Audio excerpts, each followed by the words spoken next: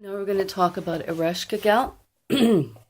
Although the goddess was once held the sole servantee of the Urkala, the land of the dead, is at times described as sister to Inanna, Ereshkigal appears to be a quite separate and perhaps more ancient deity. The legend included here was found on tablets at El Amarna in Egypt and dates to about 1400 BC, but Ereshkigal's name appears on some of the oldest writings of Sumer. The translation of Kigal is Great Earth, but the meaning of Eresh is uncertain. It should be noted that Ea, the male deity who assists Nergal in this tragic story, was the Babylonian name for the Sumerian Enki. And we'll start now. Great was the feast planned by the Anunnaki. Joyous were the festivities being arranged by this assembly of deities. Plentiful was the barley beer, abundant was the kusbuz bread. Wine from the date, wine from the grape, these flowed like a flooding river. Quince and fig, pomegranate and apricot, all of these were set beside the overflowing baskets of fresh fish, and the mountainous platters of roasted goat. All of the deities of the Anunnaki were invited, even the lesser deities of the Igigi were asked to attend. Never before had such a banquet been made, not even in heaven. Far from the preparations of the heavenly feast, she who was once known as the giving birth mother, she was now ruler of the underworld, she who was mistress of the land of no return, she who was the sovereign of the dark Ikala, Queen Ereshkigal, sat upon her throne, presiding over her domain of those who had passed from the living. By her side was the woman Belit Siri, sacred scribe of the records of the dead, she who wrote each human deed upon the leaves of the tree of life. By her side was the righteous Nungal, she who judged the essence of each life, daughter of the Queen of Souls, Ereshkigal. So busy was Ereshkigal when the messenger of the Anunnaki arrived, when Kika had descended the steps of heaven, passed through the 7 gates of Irkala, when Kika told Ereshkigal of the coming party, that great was her sadness when she had to refuse the tempting invitation. Too demanding were her duties. Chaos would creep into the netherworld without her constant presence. Thus she chose Namtar, he who followed her every word, her most loyal assistant, to ascend the steps of heaven, to attend the great Anunnaki banquet in her stead, there to join the feast as her ambassador, and upon leaving to bring the portion of Ereshkigal back to the land of no return. Ereshkigal's share would be brought to her by Namtar. When the proper time had come, when the banquet was about to be given, Namar made his way through the 7 gates of Irkala one by one. He ascended the steps to heaven, and so awesome was the respect for Ereshkigal, so great the fear and wonder at her queendom of dead souls, that each deity stood and bowed low when Namtar arrived. For who in the Anunnaki, for who in the Igigi, was not humble in the presence of even a messenger of Ereshkigal? Though only her assistant, Namtar was treated with esteem and honor. Thus, each deity paid respect to the mistress of the dead, that is, all except one. A young god, a warrior god, a god that reveled in destructive storms, stirred up pestilence and disease. It was Nergal who would not stand. It was Nergal who would not bow down. Upon Namtar's return to Irkala, the story of Nergal was told.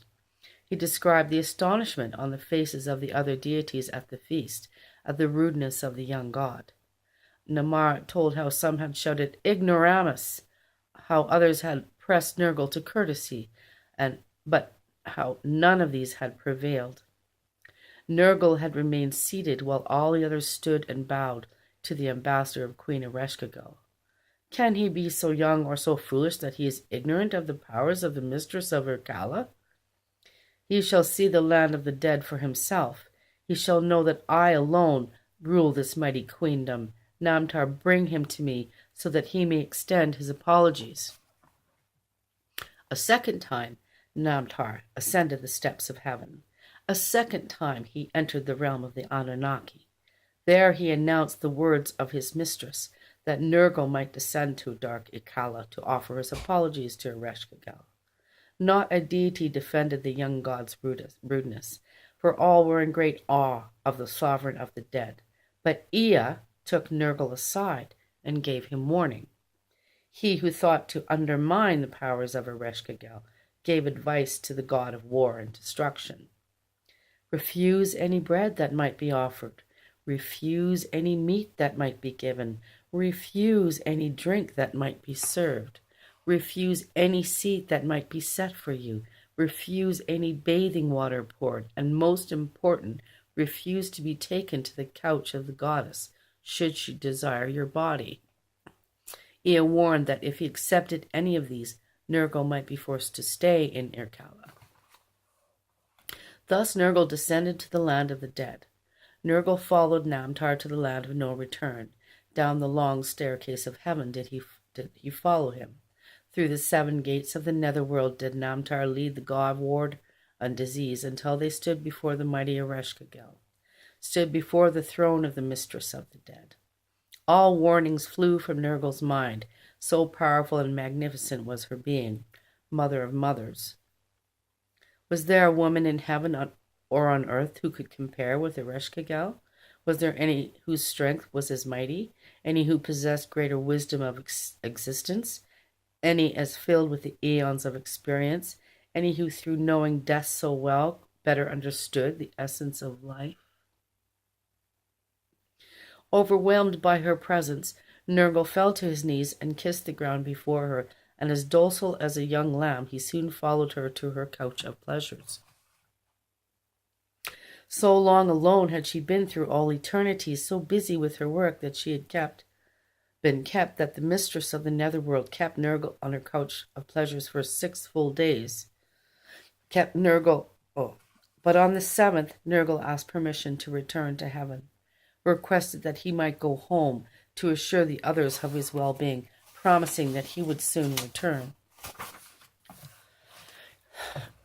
Though not pleased at the thought of his absence from her couch of pleasures, Ereshkigal agreed upon his departure.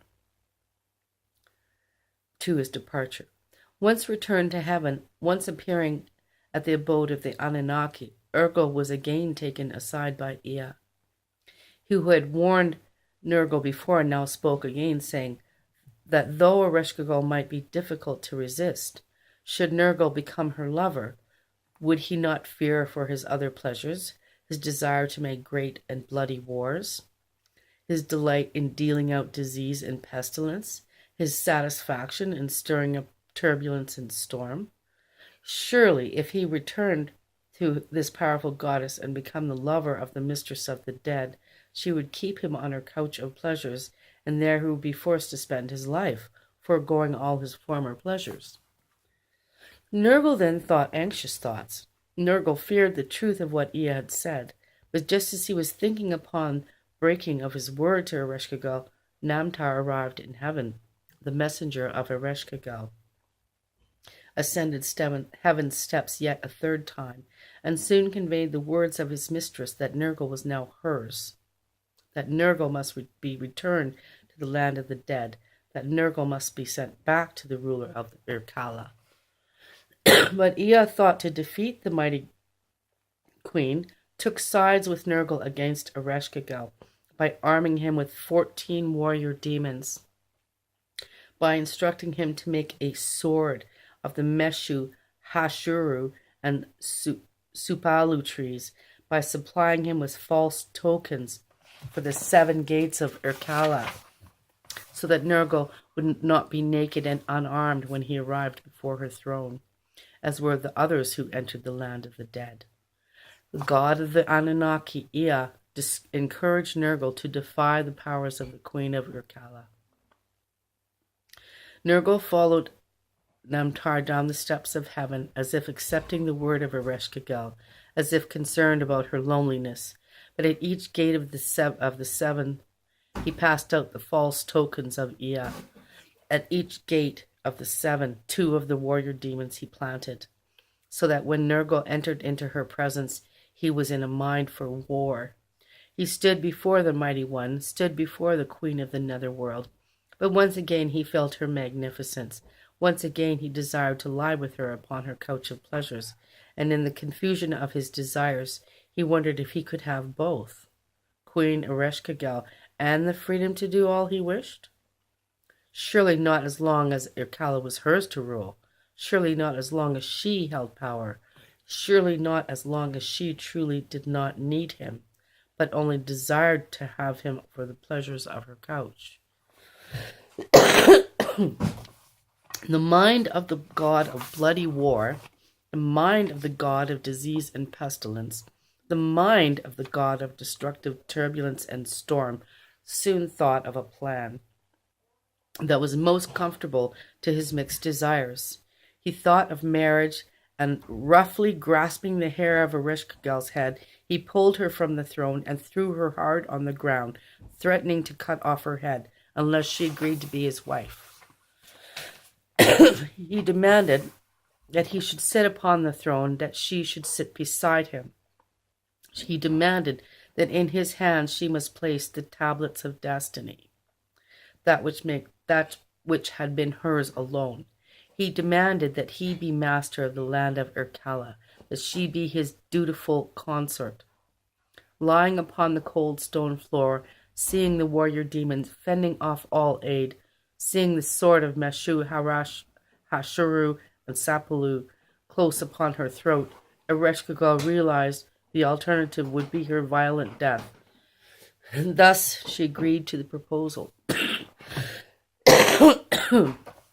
The records of Assyria and Egypt tell us this is how Nergal took control of the land of no return from the ancient Sumerian Ereshkigal. They tell us that upon her acceptance, upon agreeing to his proposal of marriage, he then kissed her. They do not say how she felt. They tell us that when he wiped away her tears, they tell us that he then wiped away her tears. They do not tell us what was on her mind. Yet one small prayer, more ancient even than the stories of Nergal, reminds us of the omnipotence that Ereshkigal once knew. And that's the story. So, have a good day. We'll talk again.